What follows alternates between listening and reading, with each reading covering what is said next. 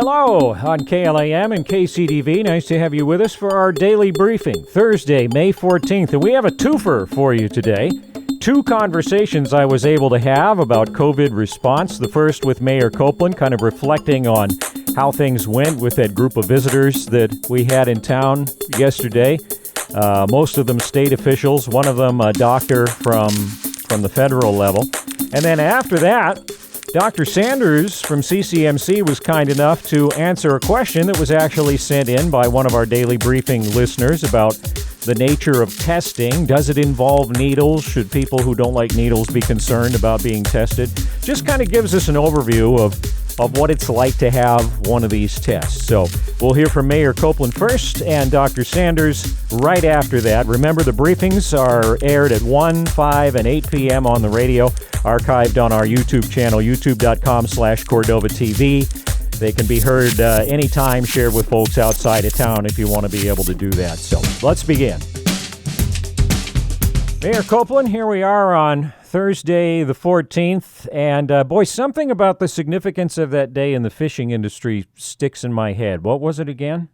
Today is the first day of the Copper River Salmon Opener. Finally underway, and I mean, what do you think about that as our mayor? I think there's always a lot of eyes on this fishery. We've worked really hard to make it as visible and celebratory as it's been. And I think today is I feel kind of celebratory today, to be honest, as I look back at what's transpired over the last 10 weeks. And there are a lot of eyes on. The New York Times released an article this morning. I've got some media interviews this afternoon. We had some amazing national and state level VIPs in town yesterday. And all eyes are on this fishery from inside the state for very different reasons. We don't have that kind of friendly competitiveness about who has the best salmon with other communities. We don't have that really celebratory, wow, first fish, let's go run to the restaurants and get it. Very, very different dynamics this year, but no less focus for different reasons. Okay, well, let's talk about yesterday's. I mean, that's kind of the main thing I'm curious about is you had all these folks in. Maybe remind who some of them were and what did you do during the day? You bet. We had Ben Stevens, the Governor Dunleavy's chief of staff. We had leadership from Alaska Native Tribal Health Consortium, Bob and Savannah, and then from Homeland Security we had the chief medical officer, Alexander, and then we had our own medical team to meet with them. But we also had Dr. Ann Zink, who has become somewhat of a rock star as our chief medical officer for reasons that she certainly didn't anticipate and really didn't sign up for. Yeah. And then we've got Heidi Hedberg with the Department of Health and Social Services, Assistant Commissioner for the state of Alaska. So pretty, high-powered group that's been much in the media and really much on the front lines of this pandemic. So what was the agenda as the day unfolded? Really, it's what I would call a goodwill tour. They really wanted to make absolutely sure that they knew what our needs were, that they were in the best position to meet those needs, that we know that they are there with whatever we need. That was a resounding message. And so we really toured facilities, and they got to see our medical facilities, the CCMC, the Alonka Clinic, of course, make the trademark stop at Copper River Fleece and do some local shopping in a new and safe way. Yeah. And then see some of the community itself, walk around the harbor a little bit, have a very impromptu and fabulously orchestrated dinner by the reluctant fishermen and a whole host of volunteers gathering food and everything to put together a dinner on very short notice. They saw much of really the best there is to see at Cordova. People and organizations working together, throwing things together at the last second with unbelievably impressive results. And I feel great about the meeting. So we're at Well, that's certainly great news. And so, I mean, what were the takeaways? What did they think of how we've been doing, say, relative to other places in the state or in the country? What was some of their feedback, I guess? Well, I think they saw some of the things that I really hoped they would see. They saw our public health nurse, Alaka Clinic, and CCMC working together to provide coordinated health care, sharing resources, sharing challenges, to work through to really pool their resources and best meet the medical needs of the community.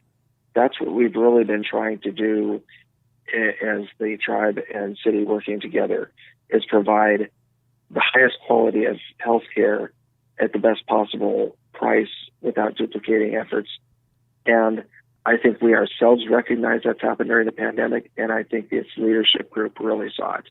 We also had a chance to look at the harbor and infrastructure and see all the empty small boat stalls, and reemphasize to Ben Stevens, the governor's chief of staff, the importance of getting that Tier 1 grant match funding into the state's budget so that we can match our $5 million bond, get our old torn-up floats replaced, and restructure them a little bit to have more available boat stalls.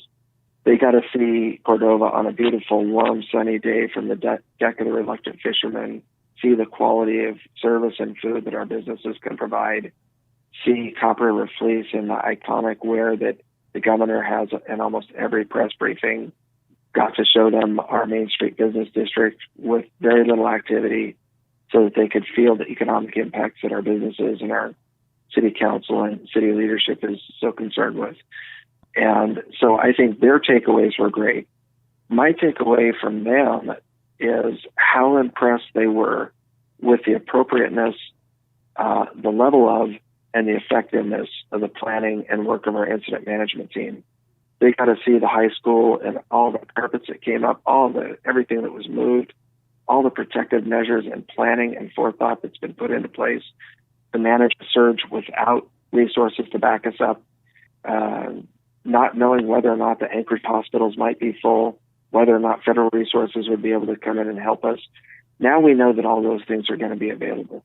We don't have that surge on the mainland that's going to prevent us from kind of doing business as normal, which is using medevacs as we need to get people out of Cordova to where they can get better care and not have to worry about bringing them to the hospital and creating a hot zone. So they were unbelievably impressed about the hard skill type things we put in place, the planning of our incident management team and so forth. But the soft skills that are often so much harder, getting a community and organizations in a community to work together, getting independent fishermen who don't even live in this town to wear masks as they work around the harbor, getting people to comply. They were shocked at the compliance levels they saw everywhere they went in the community. And even though it may not be 100%, this is a numbers game. If you get 90 and 95% of people complying, the odds that those not complying can be infected, one, and two, can start an outbreak are almost nil. So it just underscores that every aspect of what this community has done, from concerned citizens posting on Facebook and putting pressure on the team and the council, from the council and the team learning and adapting and trying to manage. I feel that this day, the first day of the Copper River opener, we really couldn't be in better shape. And as we expand our protocols and our testing, I encourage the community to use those and to keep up all of the behaviors that we've encouraged, and we'll kind of wrap up the week with tomorrow. We just need to keep doing what we're doing and keep expanding in the areas that we are. And we have a very high likelihood that the Ocean Beauty type scare that we had here a week ago is exactly the way that's going to play out. We'll find an infection here and there. We'll be able to identify it, isolate it, and protect the community, and still reopen our own local businesses and try to work hard to get them back on their feet and maintain a fishing season and come through this, frankly, as good as anyone could possibly expect. Well, it's a great thing to hope for. Absolutely. I appreciate the time, and we'll look forward to speaking to you again tomorrow, I expect. Yes, look forward to it, and I hope they're out there catching a lot of fish today. Thank you.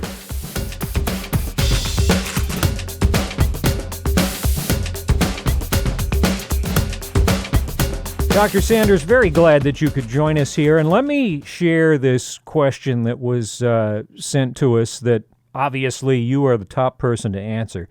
They said, I was listening to the radio, and maybe it's already been stated, but my concern is that some people may have a fear of certain medical testing procedures, for example, needles.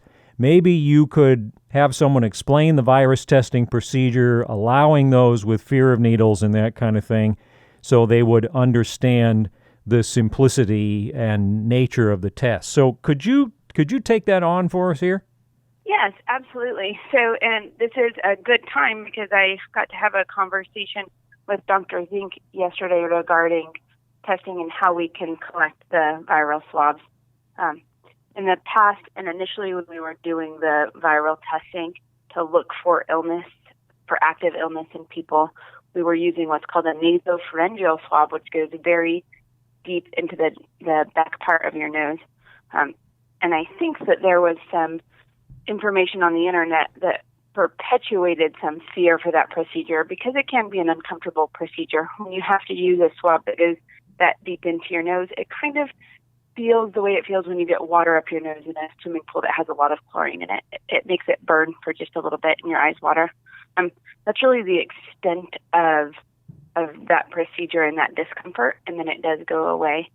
We are now able to collect the swabs using just a nasal swab, so it does not have to go as deep. We can educate people how to put the swab into their nose themselves, and they do 5 seconds on one nostril and then 5 seconds on the other side. And that's a little less intimidating for people when they get to control the process. Okay. In terms of blood testing, there is a blood test that is available to look for previous disease, and that would be the antibody test. And that would show us if people have had the illness at least 2 weeks past or else in the maybe in the recent history of 3 months. We don't fully understand the antibody, what information the antibody test can provide for us at this point because it's such an evolving situation with this virus. The hope is that we will have antibodies for a much longer time, but we just don't have the history with this virus to be able to know if we're going to continue if our bodies are going to continue having immunity to coronavirus for a longer period of time. The antibody tests, there are several out there on the market. They all vary in how effective or how good of information that they provide. So we haven't been encouraging people to get those at this point. We don't feel that our community has a high enough disease burden, and we don't feel that the tests are accurate enough that will provide us with information that will help us keep the community safe. So for right now, the test is a nasal swab, very easy to collect, and it gives us pretty rapid information. We get those results back. Usually the longest is 4 days. Most of the time we're getting them back in 24 hours. I do want to add that I have heard of some fear of getting tested because people are afraid of being positive and then being quarantined.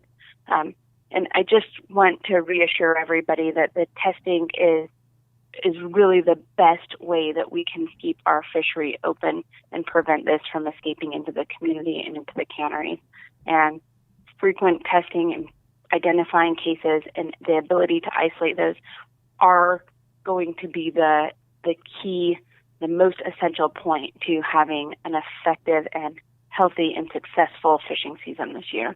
So if anybody has any questions or fears or worries about how we can safely quarantine them if they have a positive, particularly if they're working with the fishing industry, I would encourage them to reach out to one of their providers so that we can provide a little bit more accurate information and help reassure them that we're going to keep everybody safe and how we can work to keep fishing going. Outstanding. Well, and also along with that, often in a small town, there's the privacy concern, and you guys are aggressively, and also aggressively on top of protecting people's privacy, right? I think that Cordova always does a pretty amazing job at paying attention to people's privacy when it comes to healthcare information. We are making every effort that we can to ensure that a person's privacy and the test results aside from just the community knowing the number of results, nobody will be identified, and we are making sure that we also are not giving further identifiers. Many communities many places are publishing information regarding the age or the gender of the people that are tested, and we are absolutely not going to be putting that information out because we feel that it would enable people to then deduce who the positive cases are. So we are making extra efforts to ensure individual privacy during this time. Outstanding. Well, thank you again for that. And, you mentioned the visit yesterday with Dr. Zink and the doctor from Homeland Security and all of that. You feel like that visit went pretty well? Yes, I do. It was an excellent visit for them to get to come and see some of our limitations in our community and what makes having an outbreak here a little bit more intimidating to the medical community than other areas where you have access to larger healthcare facilities. They were also able to see the cooperation between the tribal community and our healthcare in the hospital in the city, and they were certainly impressed with the amount of collaboration that we're having and how, as Cordovans and Alaskans, how we all work so hard to make whatever resources we have available work for us, and we come up with creative solutions. And I think that we are doing a good job with what we have, and a recognition that the resources here in Alaska and in remote Alaska are certainly limited, and hopefully there are some ways that we can get some assistance. Okay. Well, again, thank you very much for spending some time with us here and for all of your continued hard work. It's very much appreciated. Thank you. All right. 2 local officials for the price of 1 here today, Dr. Sanders and Mayor Koplin, on today's Daily Briefing for May 14th. These air at 1, 5, and 8 p.m. on KLAM and KCDV. They're available on demand shortly after 1 p.m., usually, at youtube.com/Cordova TV, where we archive all of our special programming having to do with COVID response. So if you ever want to hear a previous program or be able to listen to one of the talk shows or one of the briefings a little bit slower, kind of be able to stop and think and then continue, that's better for some folks, and we encourage you to take advantage of that. We'll get back to regular programming now on KLAM and KCDV. Thanks again for listening.